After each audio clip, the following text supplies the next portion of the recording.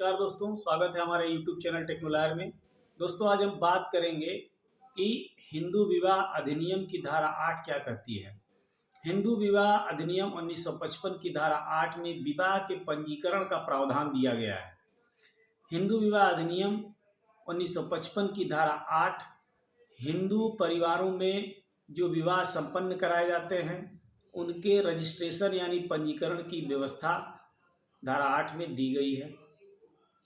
वैसे तो हिंदू विवाह जो है वह 16 संस्कारों में एक संस्कार होता है, लेकिन सन 2006 में ऑनरेबल सुप्रीम कोर्ट ने कुछ ऐसे मामले आए सुप्रीम कोर्ट में जिनको देखते हुए ऑनरेबल सुप्रीम कोर्ट ने सन 2006 में विवाह का पंजीकरण अनिवार्य कर दिया।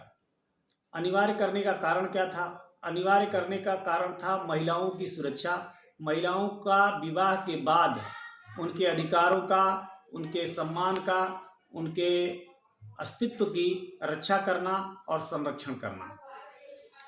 सुप्रीम कोर्ट ने ये कहा कि अगर महिलाओं का पंजीकरण करा दिया जाए, मतलब महिला की शादी के बाद उनके विवाह का पंजीकरण करा दिया जाए, तो उनके विवाह का एक रिकॉर्ड गवर्नमेंट के पास रहेगा और गवर्नमेंट को अलग से किसी एविडेंस की आवश्यकता नहीं पड़ेगी। विवाह पंजीकरण की प्रति या कॉपी दिखा देने से यह साबित करने में समय नहीं लगेगा कि उनका विवाह हुआ है अथवा नहीं।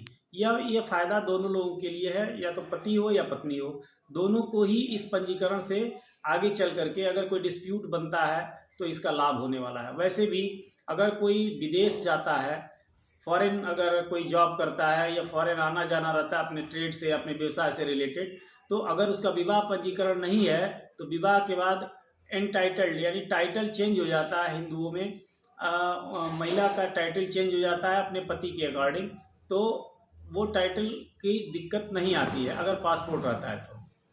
इस प्रकार दोस्तों, विवाह पंजीकरण के लिए आवश्यक जो दस्तावेज हैं वो जो बताए गए हैं, जो रजिस्ट्रार ऑफिस से निर्गत किए गए हैं, उसमें सबसे प्रमुख होता है कि आधिकारिक जो फॉर्म होता है, आधिकारिक फॉर्म।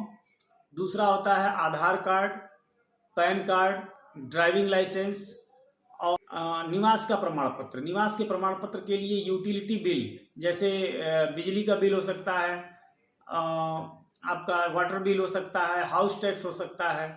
इसके अलावा विवाह के समय की पति और पत्नी की फोटो होना आवश्यक है। इन सभी कागजात के साथ आधिकारिक फॉर्म को फिल करके आप दे सकते हैं। लेकिन अब दोस्तों ऑनलाइन हो गया है, तो ऑनलाइन फॉर्म फिलअप होते हैं और आपके ये सारे डॉक्यूमेंट अपलोड किए जाते हैं।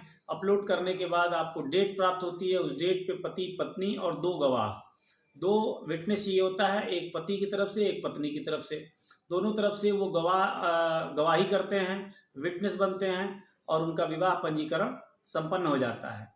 विवाह पंजीकरण की प्रक्रिया पूरी होने के बाद रजिस्ट्रार ऑफिस से पति और पत्नी यानी वर और वधू दोनों के घर पे एक नोटिस जाता है।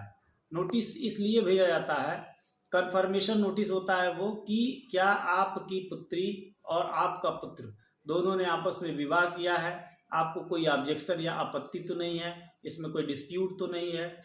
इस प्रकार का एक नोटिस भेजा जाता है और दोनों के गार्जियंस की सहमति के बाद प्रमाण पत्र निर्गत कर दिया जाता है और विवाह का पंजीकरण संपन्न हो जाता है।